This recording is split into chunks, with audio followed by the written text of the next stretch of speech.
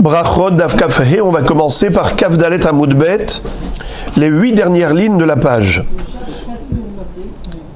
Tania Kavate de Rav Huna, Tania Kavate de Rav Chizda. Je reprends ici la fin du sujet qu'on avait déjà entamé dans le Daf précédent, à savoir quel est le din d'une lecture du schéma ou la récitation de toutes sortes de divrei Torah, des brachot, de la tfila, à côté de la tsoa. La Torah nous dit Ve'aya mahanecha kadosh, c'est-à-dire que il ne faut surtout pas mentionner le nom d'Hachem dans des conditions irrespectueuses. Par kavod pour le nom d'Akadosh Baruch Hu, il faut que l'endroit soit propre. Et donc s'il y avait un makom metunaf, un environnement qui est sale, on avait vu que Rabbi Yochanan, Rav Huna, au nom de Rabbi Yochanan, disait qu'un homme qui était en train de réciter le schéma, il est arrivé dans une rue où il y avait de la tsoa, donc des excréments, toutes sortes de saletés. Il suffit de mettre la main sur la bouche et de continuer sa récitation. Comme si, en quelque sorte, les mots sacrés qui sortent de sa bouche ne seront pas en contact avec l'environnement qui est sale. Donc c'est comme un genre de kavod et de respect pour ses paroles. Il est en train de couvrir sa bouche, de préserver les mots de Kriyat Shema qu'il est en train de prononcer. Ça, c'était Rav Huna, au nom de Rabbi Yochanan.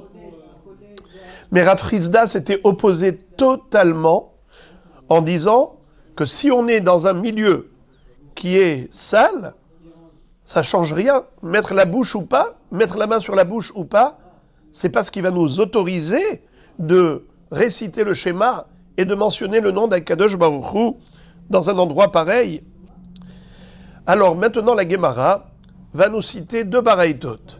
L'une qui confirme l'opinion de Rav Huna, qui autorise de réciter le schéma dans un endroit qui est sale, à condition de mettre la main sur la bouche, et une autre baraïta qui au contraire conforte l'opinion de Rav Chizda, qui interdit formellement de réciter schéma dans une rue de ce qu'on appelle Mevoot Hametunafot.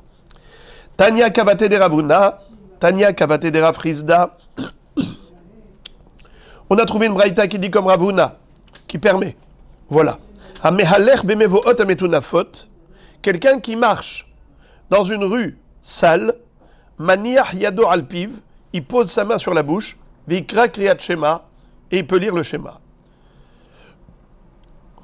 Tania Kavate de Rav Chizda. Et maintenant on a une braïta qui dit le contraire, qui soutient l'avis de Rav Chizda. Haya mehalech bemevoot hametunafot, lo ikra kriyat shema, velo od ela shimaya kore uba posek. La braïta nous dit clairement qu'il est interdit de lire le schéma dans un milieu sale, mais plus encore, même s'il était en pleine récitation du schéma, pendant qu'il marchait et récitait le schéma, il est arrivé dans une ruelle qui est sale, il a l'obligation de s'interrompre. Il doit arrêter cette récitation du schéma. Donc nous voyons clairement comme Rav Chizda. Ce qui veut dire en d'autres termes que le débat qui a eu lieu entre les Amoraïm avait déjà eu lieu entre les Tanaïm dans une génération antérieure. La Gemara pose la question, l'opasak maï. Qu'en est-il d'un homme qui a lu le schéma malgré l'interdiction?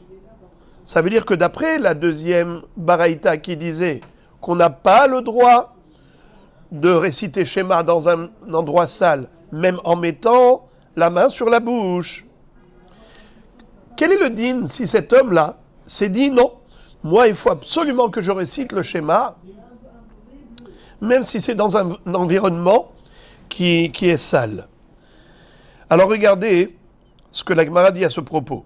Amar Rabbi Meyasha, Barbere de Rabbi Yoshua ben Levi, Alav Katuv Omer, Vegam Ani, Natati Lahem, Hukim Lotovim, ou Mishpatim Lo Yihyu Bahem. S'applique à cet homme la prophétie qui dit que ces gens-là étudient une Torah qui n'est pas bonne et des mishpatim qui ne vont pas les faire vivre. Ça veut dire que la Torah, c'est la source de vie d'Israël. Kiem hayenu ve'orech yamen. Mais à condition qu'on la respecte, qu'on étudie la Torah dans des conditions adéquates et qu'on ait pour elle du respect.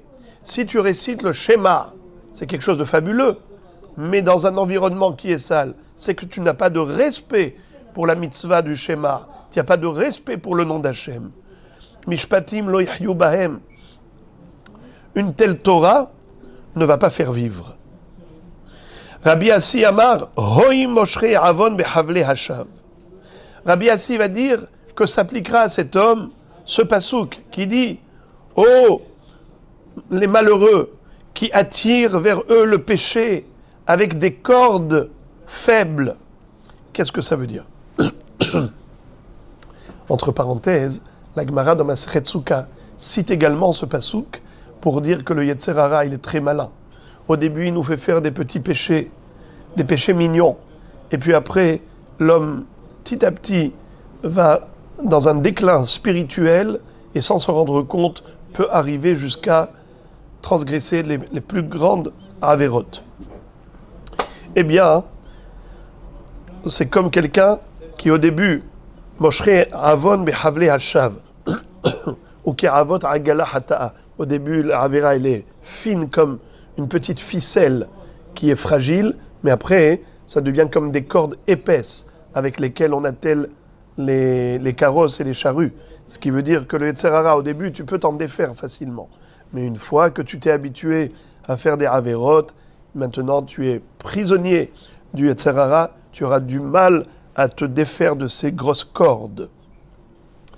Mais ici, la Gemara cite ce pasouk en disant que Hoi moshre he avon, malheur à ceux qui attirent vers eux la faute. Comment? Behavle hashav, avec des cordes, des ficelles qui sont faibles. C'est-à-dire, nous dit Rashi, Behavle hashav, behavalim, she'enam chazakim, ela nochim lehinnatek, hem moshrim me'avon al atzmam, avze, al yede dibour be'alma ou ne'enash. Cet homme qui a récité le schéma dans ces conditions, au lieu d'être récompensé pour la mitzvah qu'il a faite, il sera puni pour des paroles. Donc il a dit juste des paroles, et il sera puni pour ces paroles de Divrei Torah, de Kriyat Shema, qu'il a récité dans un environnement qui n'est pas adéquat. Rav Ada bar Ahava Marmeacha. D'après Rav Ada bar Ahava, on apprend l'interdiction de réciter le nom d'Hachem, de le mentionner dans un endroit qui est sale, du passouk suivant. Ki devar Hachem baza. Le Navi, le prophète, nous dit que celui qui a méprisé le nom d'Hachem, malheur à lui. Eh bien, comment il méprise le nom d'Hachem?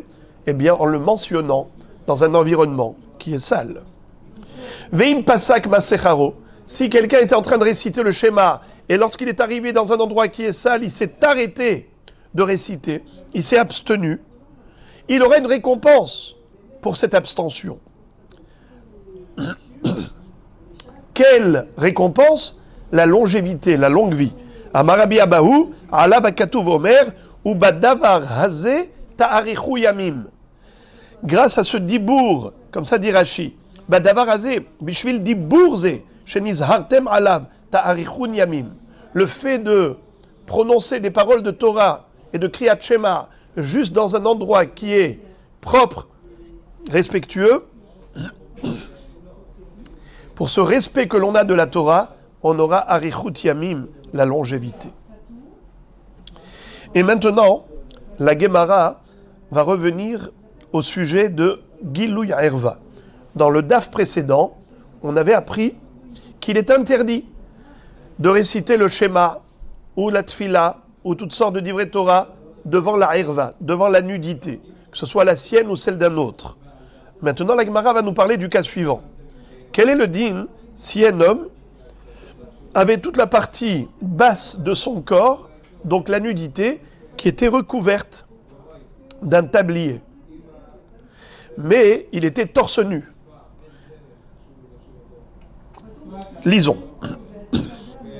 Amar Rav Huna, Haïta talito haguralo al motnav, mutar likrot kriyat shema.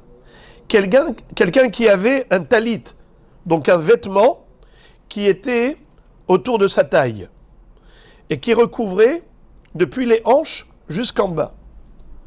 Il a le droit de lire le schéma. Comme ça dit Rashi. Haïta talito hagura al motnav, le chassoto mi motnav ou le mata, afalpi she mi motnav ou le ma'ala ou arom. Kori kriyat shema. On a le droit de lire le schéma torse nu. Principal, c'est que la nudité soit couverte. Tani Adam Hachi, on a trouvé une braïta qui confirme cette halakha. Voici la braïta. Haïta talito, shel beged, shel or, shel sak, s'il avait un vêtement, soit en tissu, soit en cuir, soit en poil de chèvre. Sac, c'est du poil de chèvre. Hagur al motnav, qu'il avait sein autour de sa taille, autour de ses hanches. Mutar likrot kriyat shema. Donc la braïta confirme que dans ces conditions, il a le droit de lire le schéma. Aval litfila ad sheichase et libo. Bien qu'il ait le droit de lire le schéma torse nu, mais il n'a pas le droit de faire une amida torse nu. Regardez Rashi pourquoi. Aval litfila tzarihu להראות את עצמו כעומד לפני המלך ולעמוד באימה. אבל קריאת שמע אינו מדבר לפני המלך. La tfila, ça s'appelle עומד לפני המלך. Quand on fait la tfila, à qui on parle? On parle à Kadosh Baruch Hu. Lorsqu'on lit le schéma, on fait simplement une mitzvah. Kadosh Baruch Hu nous a demandé de faire une mitzvah, on l'a fait. De réciter le schéma, on récite. Mais quand on fait une prière, on s'adresse à Hachem. Quand tu t'adresses à Kadosh Baruch Hu, ça veut dire que tu es venu au devant du roi. Tu es Omed Lifnei HaMelech, tu dois être dans des conditions respectueuses et pas venir torse nu. On continue. Maintenant, ça ne va pas parler ni de Herva, mais on va parler maintenant des téphilines. Ve'amar Rav Huna, shachach ve'nichnas bitfilin lebet hakiseh, maniach yado alehen ad sheigmor. Qu'est-ce que ça veut dire?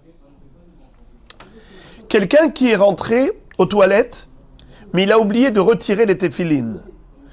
Il a commencé à faire ses besoins et il s'est rendu compte qu'il a les téphilines sur lui. Qu'est-ce qu'il doit faire?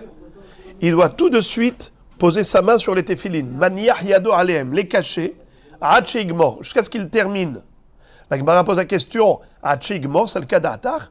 Quoi? Il peut rester ici encore un quart d'heure jusqu'à ce qu'il ait terminé tous ses besoins? Ce n'est pas possible. Pourquoi? Parce qu'à un moment donné, il aurait pu se lever, sortir des toilettes, retirer les téphilines. Et là, Kedé Amar Rav Nachman bar Yitzchak, Ad shigmor amud rishon. Qu'est-ce que ça veut dire? On ne l'oblige pas. C'est sûr qu'il n'a pas le droit de terminer jusqu'au bout, mais on ne l'oblige pas à se lever net. C'est-à-dire, la personne a commencé à faire une pression sur son ventre pour évacuer ses déchets corporels. Et donc, il y a eu un début d'évacuation, ce qu'on appelle Amud Rishon, la première barre d'excréments qui va sortir. Donc maintenant, puisqu'il était en pleine action, alors on ne lui dit pas en plein milieu de l'action, lève-toi et sors dehors. Pourquoi?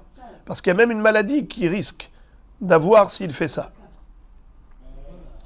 La Gemara elle-même pose la question, elle dit Velif sok le altar velikum.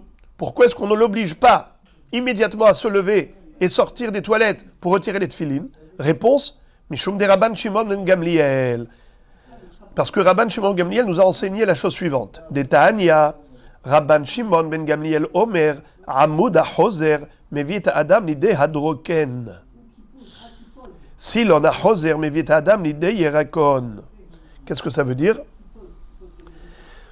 Un homme qui a commencé à faire ses grands besoins, et voilà que le Amud Rishon, c'est-à-dire la première barre, était en train de sortir de son ventre, était déjà dans la direction d'aller vers l'extérieur, eh bien si il se retient et il ramène à l'intérieur à l'intérieur de lui-même, il ramène vers lui ce hamoud qui était censé sortir, eh bien, cet homme-là aura une maladie.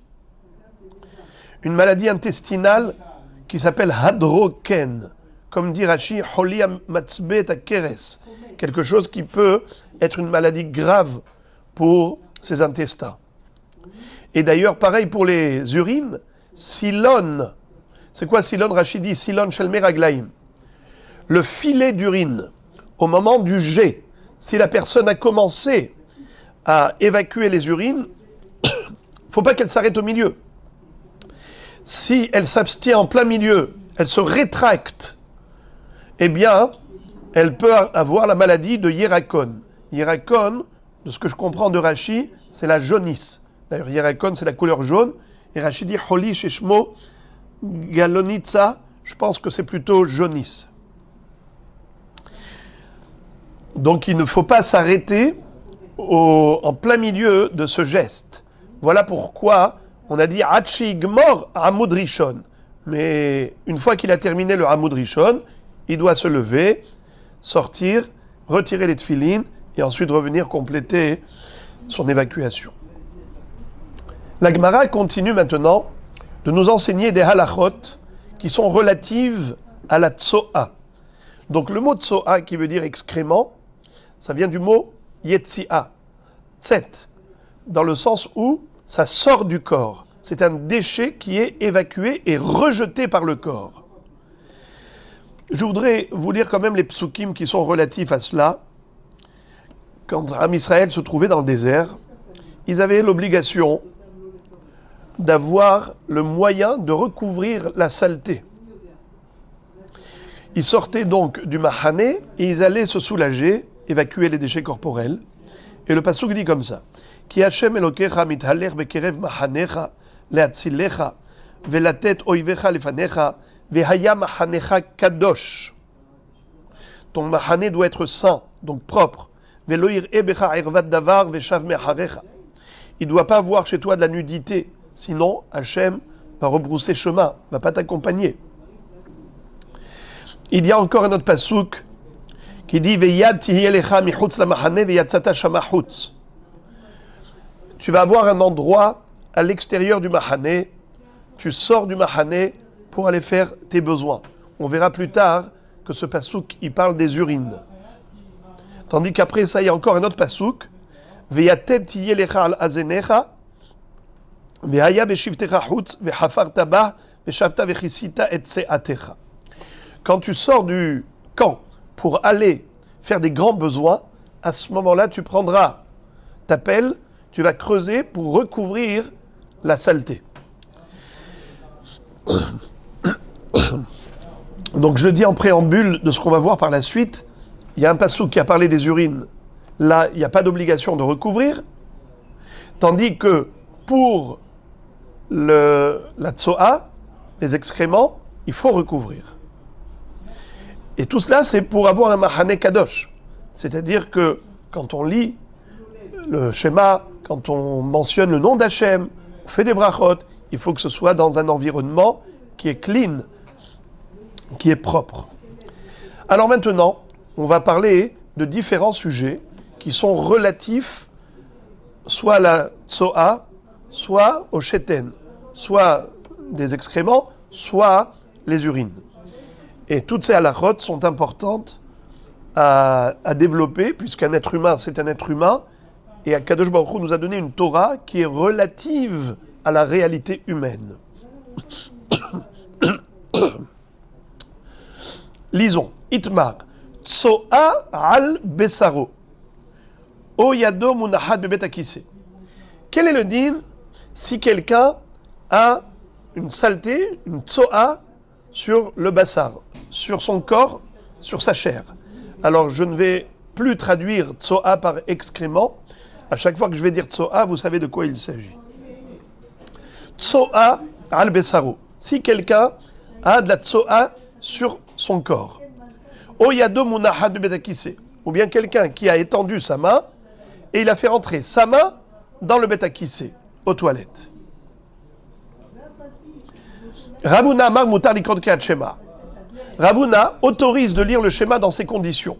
Soit la main dans les toilettes, soit de la tsoa sur l'un de ses membres. Rav Hizda Amar, Assur likrot kriyat shema. Mais Rav Hizda dit, c'est interdit de lire le schéma dans ces conditions. Amar Rava Maïtama de Rav Huna. Rava explique pourquoi Rav Huna autorise. Réponse, dirtiv. Kol ha-neshama tehalleliyah. Pour Rav Huna, quels sont les membres qui nous permettent de chanter des louanges à Dieu? C'est la bouche, c'est le nez. On respire par le nez, on parle avec la bouche. Ce sont eux, ces membres, qui vont exprimer des louanges à Dieu. Alors, en effet, c'est là où il devrait y avoir de la propreté. Par contre, sur les autres membres du corps, s'il y a de la tsoa, ce n'est pas grave. S'il a étendu sa main, il l'a mise aux toilettes, ce n'est pas grave. Car ce n'est pas avec la main, ce n'est pas avec les pieds ou le corps qu'on chante des louanges à Dieu, c'est uniquement avec les membres de la respiration et de la parole. Kol ha-neshama tehalleliyah. Comme dit Rashi, Hape ve'achotem, la bouche et le nez, bichlal ha'ilul velosh arevarim. C'est eux qui sont mehallelim, pas les autres membres. Rav Hizda amar asur likrot kriyat shema maïtama de Rav Hizda. Et Rav Hizda qui a interdit, pour quelle raison il interdit? Dirtiv kol atzmotai tomarna Hashem michamocha. Kal atzmotai tomarna Hashem michamocha. C'est-à-dire que tous les membres doivent participer à l'éloge et à l'hommage qui est rendu à Hashem. Et par conséquent, tout le corps doit être propre. Même la main, il ne faut pas la faire entrer aux toilettes, et il ne faut pas qu'il y ait une tsoa sur le corps. Itmar, re'ahra sheyeshlo ikar. Maintenant, la Gemara va poser la question quant au din de l'odeur, re'ahra, une odeur mauvaise, nauséabonde, qui provient d'une tsoa. Ça veut dire qu'il y a ikar. Ikar, ça veut dire qu'il y a une base. Il y a une base matérielle. Il y a une tsoa qui est posée quelque part et ça dégage de l'odeur. Rav Huna amar marchik arba amot vekori kriyat shema, ve Rav Hizda amar marchik arba amot mimakom shepasak hareach vekori kriyat shema. Encore une fois, on a une mahloket entre Rav Huna et Rav Hizda à ce propos. Est-ce que l'odeur est problématique ou pas? Selon Rav Huna, il est suffisant de s'éloigner de la tsoa à une distance de 4 coudées et il n'y a plus de problème. Il ne faut pas regarder la tsoa, elle est derrière son dos, il ne la voit pas. Bien que l'odeur de cette tsoa lui parvient, elle arrive jusqu'à lui, tout de même, c'est moutard de réciter le schéma malgré la mauvaise odeur. Tandis que Rav Hizda va dire non, il faut s'éloigner 4 coudées de la mauvaise odeur. Ça veut dire, la mauvaise odeur, elle arrive par exemple jusqu'à 3 mètres depuis la tsoa. Eh bien, à partir de ces 3 mètres, de cette limite, il faut compter encore 4 coudées, c'est-à-dire 2 mètres, pour pouvoir réciter le schéma ou faire une tfila là-bas. Car, pour lui, le reyah, la mauvaise odeur de quelque chose qui existe, comme la tsoa, eh bien, c'est comme la tsoa elle-même. La Gemara cite une baraïta pour confirmer ce qu'a dit Rav Hizda, comme quoi il a raison. Tania Kabate de Rav Hizda, Loikra Adam Kriyat Shema, un homme ne doit pas réciter le schéma, Lo keneged tsoat Adam, Velo keneged tsoat Klavim, Velo keneged tsoat Chazirim, Velo keneged tsoat Arnegolim, Velo keneged tsoat Ashpa Sherehara. Un homme ne doit pas lire le schéma ni en face d'une tsoa humaine, ni en face d'une tsoa de chien, ni en face de tsoa de porc, ni en face de tsoa de poulet, de coq, et ni en face d'une poubelle, d'une ashpa. Le Gaon de Vilna retire le mot tsoat ashpa. Il dit velo keneged ashpa. Sherehara, qui a une mauvaise odeur.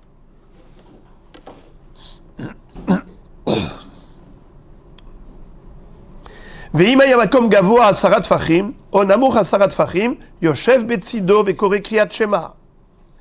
Et si tout ce qu'on vient de citer maintenant, ces choses qui ont une mauvaise odeur ou des choses qui sont dégoûtantes, écœurantes, se trouvent dans un endroit qui est à 10 tfachim de haut ou à 10 tfachim plus bas, eh bien c'est considéré comme dans un espace à part entière. On le sait que 10 tfachim de hauteur, ça s'appelle un reshut acheret. 10 tfachim plus bas, c'est aussi considéré comme un domaine à part. C'est la raison pour laquelle on pourra être à côté, à proximité, et lire le schéma, parce que c'est comme si c'était dans deux endroits différents. Ve'aya mahanecha kadosh. Là où tu te trouves, il ne doit pas y avoir de tsoa.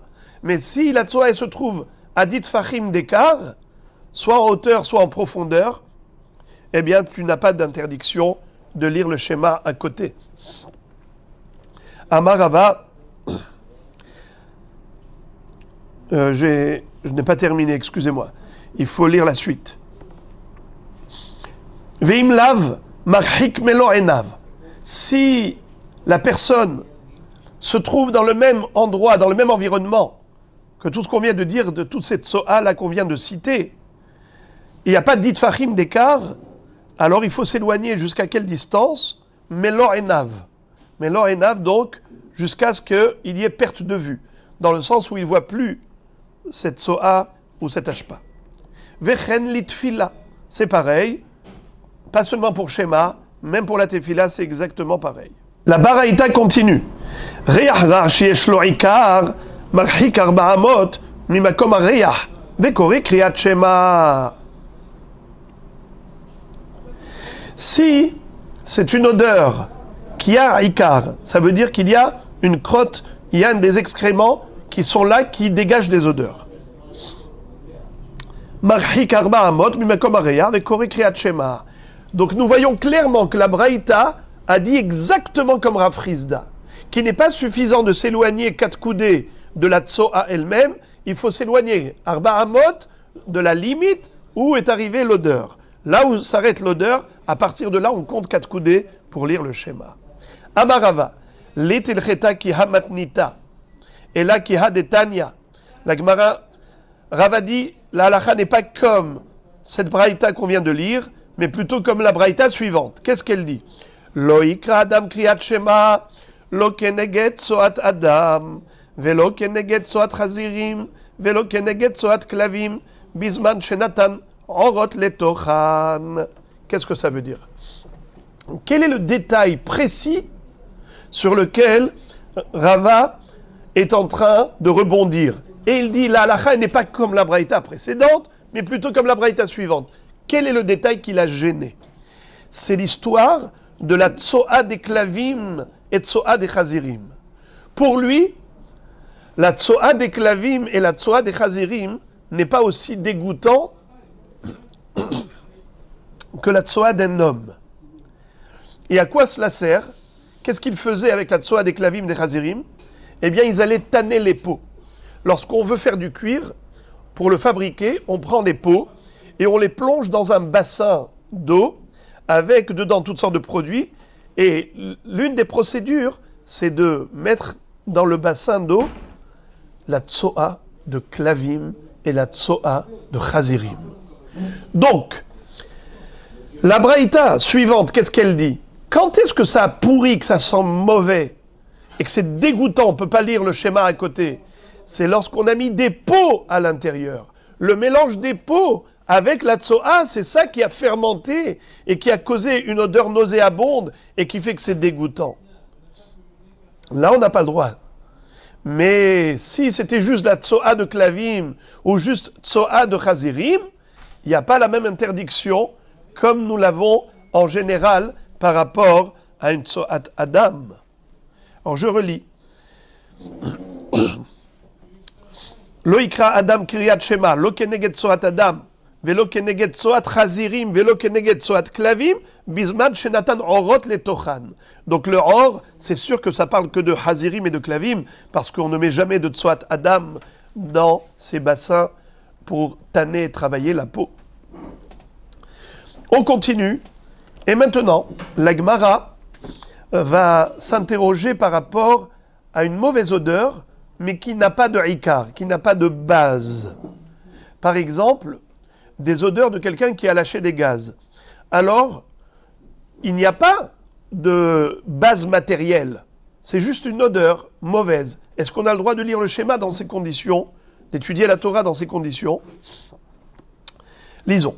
Baoum inem Rav Shechet. On a posé la question à Rav Shechet. Riyah ra she'en lo ikar mahu. Une mauvaise odeur, mais qui n'a pas de base. C'est-à-dire qu'il n'y a pas de metsiout, il n'y a pas de matière qui dégage la mauvaise odeur. Quel est le din? Amar lehu, atu, hazou, hanetsipe de berav, de haneganu ve hanegarse. Il leur a dit, venez, je vais vous montrer à la yeshiva. Il y a des bahourim qui dorment sur les tsipés, sur les nattes. Ils n'avaient pas tous des bolis, des matelas. Ils dormaient sur des nattes. Dans le Beth Midrash, il y en avait qui étudiaient, il y en avait qui dormaient. Haneganu, cela dormait. Hanegarse, cela étudiait. Et pourtant, nous dit Rashi, on le sait que quelqu'un qui est plongé dans son sommeil, à ce moment-là, il n'est pas conscient. Et automatiquement, il peut réagir naturellement, c'est-à-dire lâcher des gaz. Et donc, ça fait des odeurs. Et bien qu'il y ait des mauvaises odeurs, les autres étudiaient.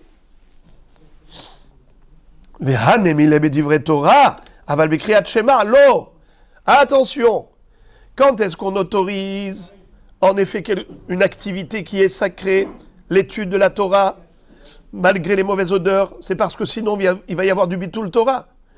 Ils dorment ici au Beth Midrash. Alors quoi, tout le monde va sortir du Beth Midrash à chaque fois qu'il y a des mauvaises odeurs? C'est bitul Torah. Aval kriyat shema, lo. Tu as besoin de lire le schéma, sors dehors. Il n'y aura pas bitul Torah des rabbim. Il n'y aura pas bitul Torah de tout un tzibour. Il n'y a que toi qui dois faire ta mitzvah, tu sors dehors, tu fais ta mitzvah et tu reviens. Ve divrei Torah namelo amaran ela de havre, aval dide lo. Et même pour divrei Torah, quand on a dit que malgré les mauvaises odeurs, on continue d'étudier, c'est seulement par rapport à une odeur qui a été lâchée par quelqu'un d'autre. Mais la sienne, non. Pourquoi? Parce que lui, personnellement, il peut sortir dehors. Il n'y aura pas bitul Torah de rabbim. Parce que si on va interdire d'étudier à cause des odeurs des autres, eh bien, ça n'a pas de limite. On ne va plus étudier. Aval dide lo. Comme ça dit Rashi. Aval dide lo ifiahu atzmo mamtin ad shichle arreah. Ça veut dire qu'il n'est pas obligé de sortir dehors au milieu du limoud, mais il n'a pas le droit de continuer d'étudier. Il faut qu'il attende que l'odeur se dissipe. Encore par rapport au din de Tsoa. Itmar, Tsoa overet. Abaye amar mutar likrot kriyat shema, Rav amar asur likrot kriyat shema. Quel est le din s'il y avait un pot de chambre? Vous savez qu'à l'époque, les gens n'avaient pas de toilette à la maison, et donc ils allaient se soulager dans les champs. Mais la nuit, par exemple, il y avait des pots de chambre, alors ils pouvaient aller aux toilettes dans sa chambre, dans un pot. Il urinait, ou parfois même des grands besoins. Mais le lendemain matin, il fallait évacuer cela. Alors imaginons, par exemple, quelqu'un avait un pot de chambre dans sa chambre à coucher. Il y a quelqu'un qui est en train de faire la tfila, de lire le schéma dans la salle à manger. Il était en pleine lecture du schéma. Il y a quelqu'un qui passe avec lui avec le pot de chambre. Est-ce qu'il doit s'arrêter ou est-ce qu'il peut continuer son schéma? Lisons la Gemara. Tsoa overet. La tsoa circule. Abaye amar mutar likrot kriyat shema. Abaye dit malgré tout, il peut continuer à lire le schéma. Rava amar asur likrot kriyat shema. Rava dit c'est asur. Amar Abaye mina minala. Abaye dit, tu veux savoir d'où j'ai déduit ma halacha, comme quoi c'est permis? Ditnan, de la Mishnah suivante. C'est une Mishnah dans Masechet Negaim. Hatame omed tahat ha'ilan ve'atahor rover tame. Qu'est-ce que ça veut dire? Vous savez que un metzora, il est metame be'ohel comme le mort. Mais pas la mâche comme le mort. On va voir ici une distinction. Mais on sait que le metzora, il a une toum'a tellement forte qu'il peut la communiquer à quelqu'un même sans le toucher, s'ils sont sous le même toit. Et d'ailleurs même, Even Amenugat, une pierre où il y a dedans une tache de lèpre, n'est-ce pas? La pierre qu'on a retirée d'une maison où il y avait une tache de lèpre, Even Amenu Gaat, aussi, elle communique de la Toum'a par Ohel, le fait de se retrouver dans son environnement. Regardez ça. Hatame, c'est-à-dire le Metzora, Omed Tahata Ilan, était debout sous un arbre. Ve'atahor over. Et un homme qui était pur est passé sous l'arbre. Tamé. Eh bien, le tahor est devenu tamé. Pourquoi? Car les branches de l'arbre ont fait ohel. Et automatiquement, comme il était sous la même branche que le Metzora, eh bien, le Metzora l'a rendu tamé. Je répète, qu'est-ce qui s'était passé? Le Metzora est debout, immobile, et le tahor, c'est lui qui circule, qui est mobile. Qu'est-ce qu'on dit? Le tahor a subi la touma. Maintenant, si c'est le contraire, tahor omet tahata ilan, vetame over tahor. Si c'est le contraire, celui qui était debout sous l'arbre, immobile, c'était le tahor. Et celui qui a traversé sous l'arbre, c'était le Metzora, qui était tamé. Qu'en est-il de l'homme qui était tahor? Est-ce qu'il est devenu tamé parce qu'il était sous les mêmes branches, sous le même arbre que le Metzora? D'après vous, vous auriez dit tamé? Eh bien non, il est tahor. Hidush atsum, et on va voir pourquoi. On va voir pourquoi. Mais en tout cas, de là, Abaye va déduire que tu vois qu'il y a une différence entre une tsoa qui est immobile et une tsoa qui est ambulante. Une tsoa mobile, ambulante. Regardez ça.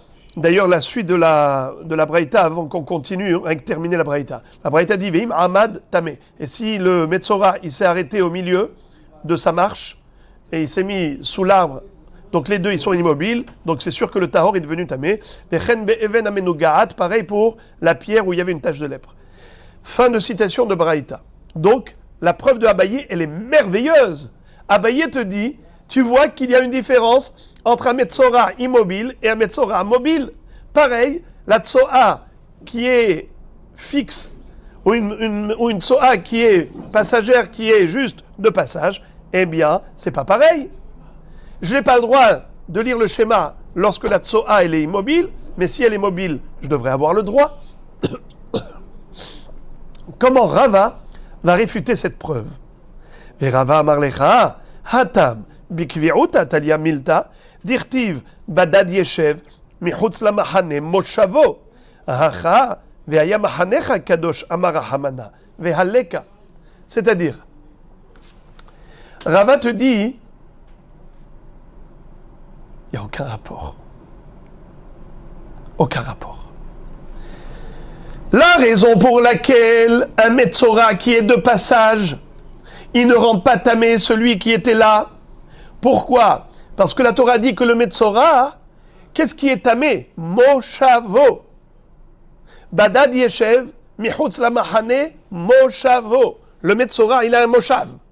C'est-à-dire que quand il est immobile, il occupe une place fixe. Celui qui rentre dans son domaine va devenir tamé. Ou Arba Amot, ou le Ohel où il se trouve. Donc, c'est dans son Moshav, sous le même toit que lui, Moshavo. Donc la Torah dit que c'est seulement si le Metzora, il a un Moshav, qu'il est métamé. Mais si le Metzora, il est mobile, il traverse, donc il n'est pas dans un Moshav, donc tu n'es pas dans Moshavo, tu n'es pas dans son Moshav, dans son domaine. C'est pour cela que c'est Tahor. Par contre, au niveau de la Tsoa, qu'est-ce que te dit la Torah? Vehaya Mahanecha Kadosh. Tu ne dois pas lire le schéma ou mentionner le nom d'Hachem s'il y a de la Tsoa. Ton Mahane doit être Kadosh. Alors, ton Mahane, il n'est plus Kadosh s'il y a une Tsoa qui passe par là. C'est ton Mahane à toi. Là où tu te trouves, ça doit être nickel. Ça doit être propre. S'il y a un pot plein de saleté qui passe par là, plein de tsoa, eh bien ton mahane n'est plus kadosh. Donc c'est assour, d'après Rava, de continuer à lire Shema devant une tsoa overet.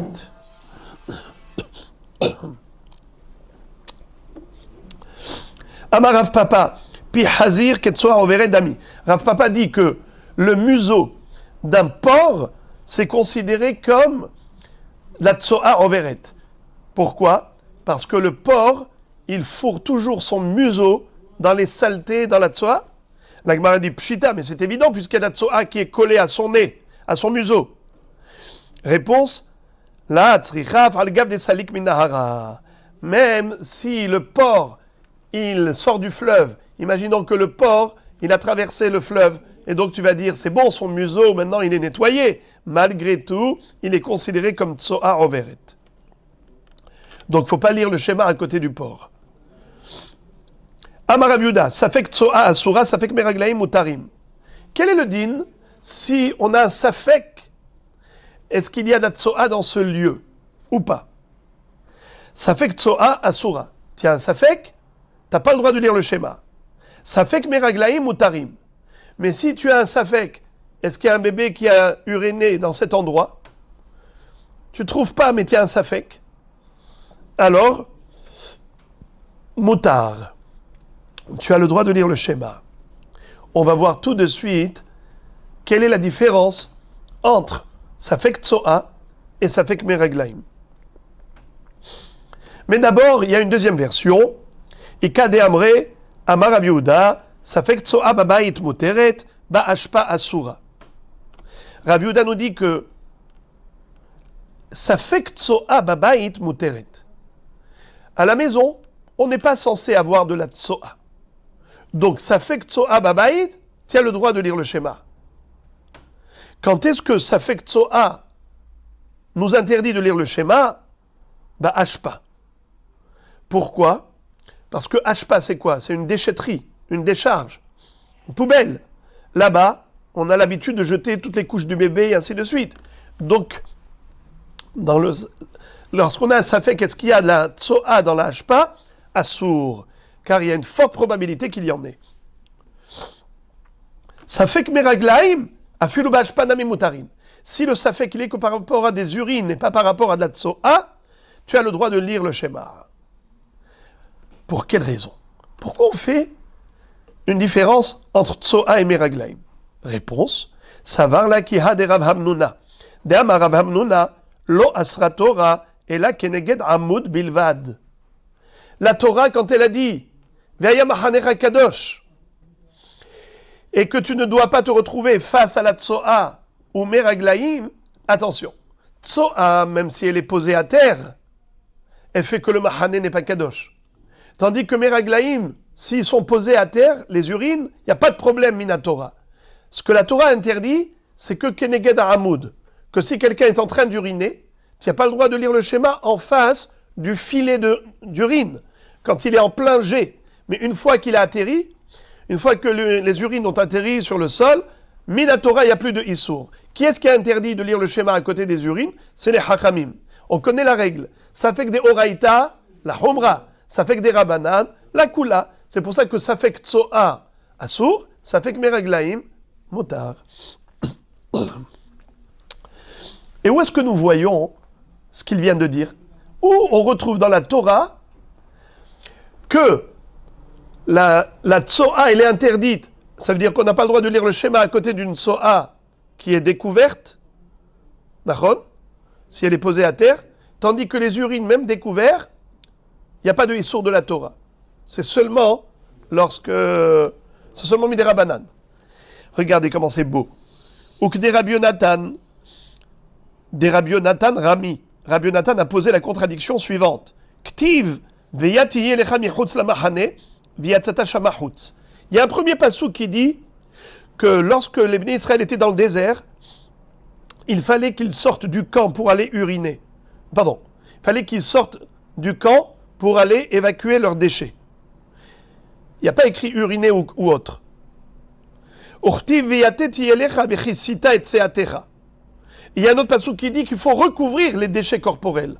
Alors on ne comprend pas. Dans le premier passou qui a écrit « Tu vas évacuer les déchets corporels à l'extérieur du camp », il n'y a pas écrit qu'il faut recouvrir les déchets. Dans le deuxième passou qui a écrit qu'il faut recouvrir les déchets. Contradiction. À Ketzad. Comment tu comprends les psukim? Réponse « Kan bigdolim, kan biktanim ». Ça dépend.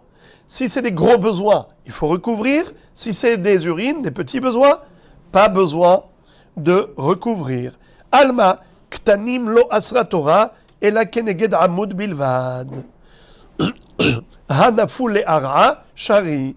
Mais si ça atterrit sur le sol, c'est permis de lire le schéma. Des rabanan ou des gazroubehu. C'est hachamim qui ont fait une gzera pour interdire de lire le schéma en face des urines qui sont sur le sol. Vechi gazroubehu rabanan bevaddaan, aval bisfekan lo gazrou. Quand est-ce que hachamim ont fait une gzera? Que si on est sûr qu'il y a des urines.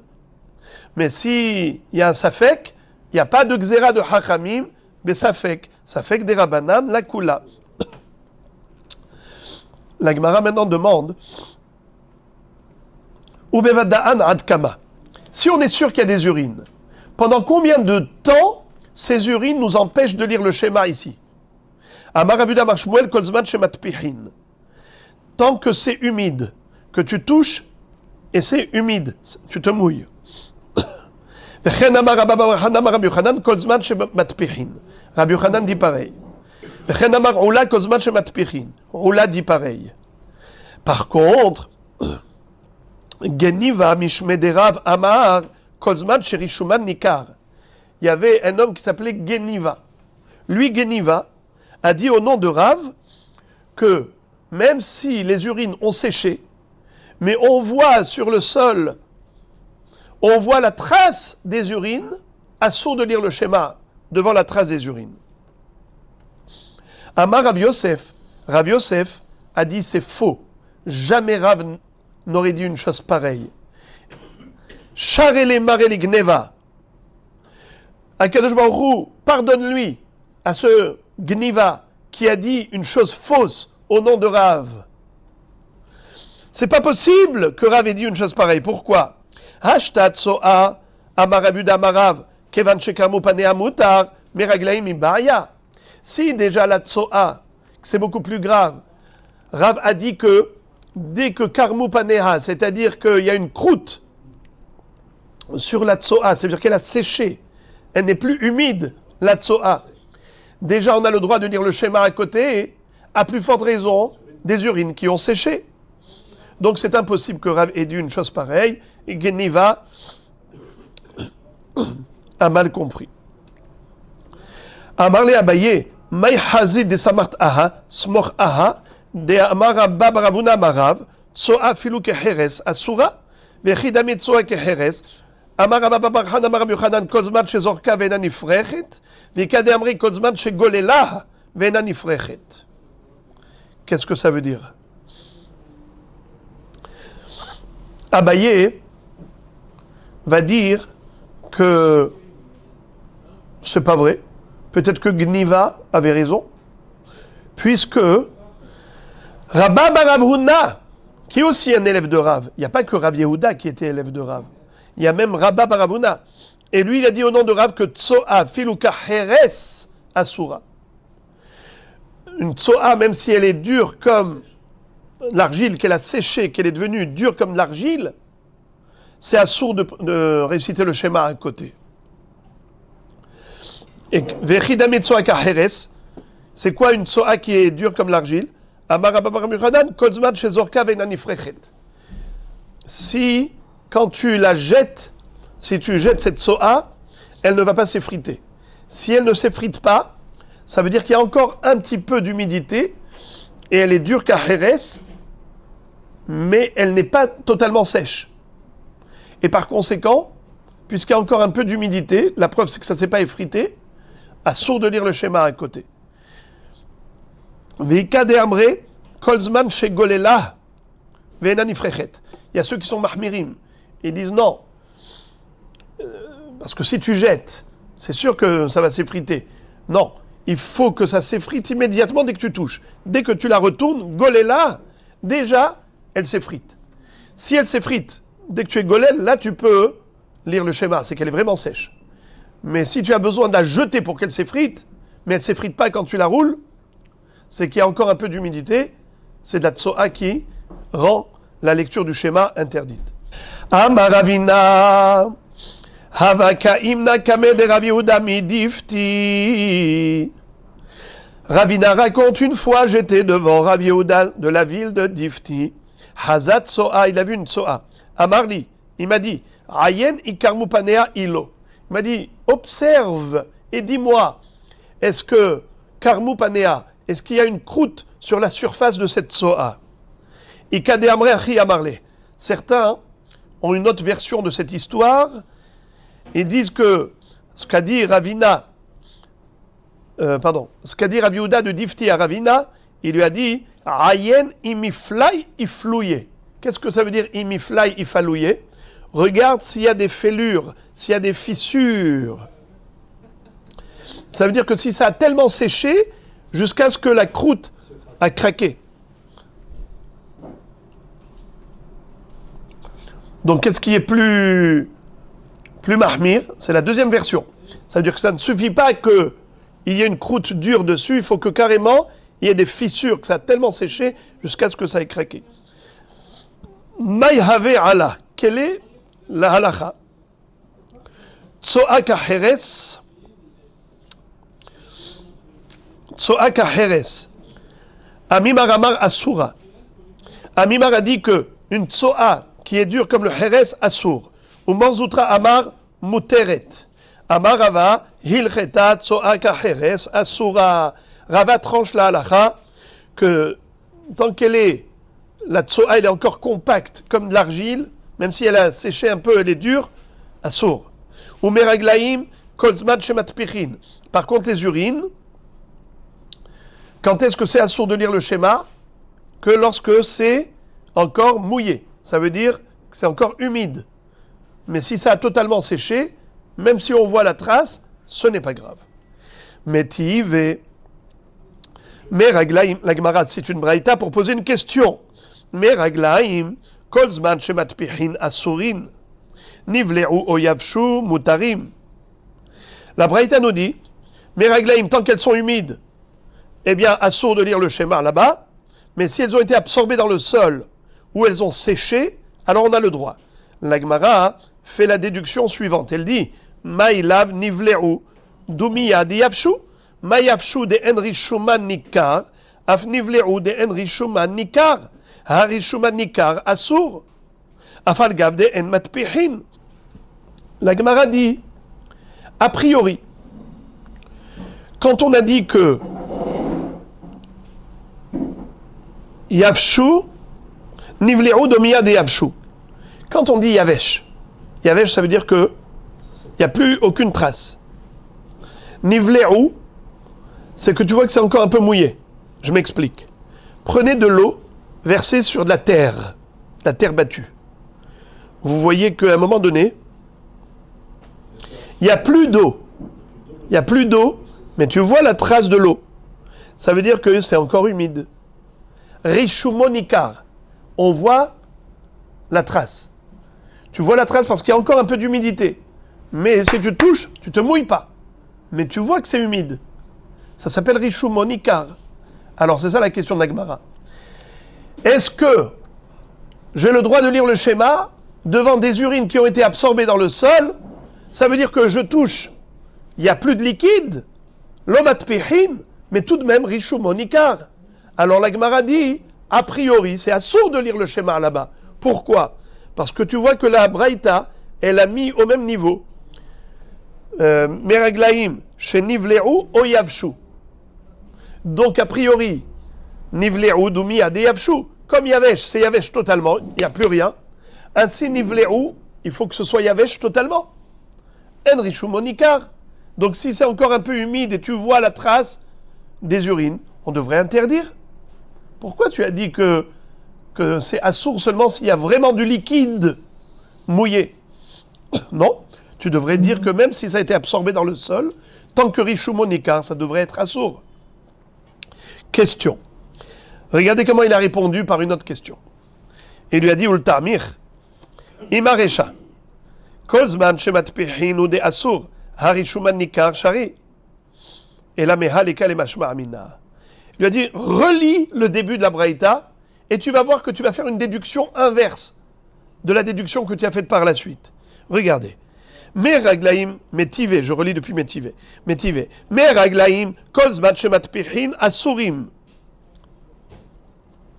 Nivle'u yavshu mutarim. Qu'est-ce que tu as dit au début? Meraglaim kol zman shematpichin asurim. Tant que c'est humide, ça veut dire c'est mamash du liquide, c'est assour. Machma que s'il n'y a plus de liquide mamash, c'est absorbé dans le sol. Même si Rishumon Ikar, c'est pas un problème.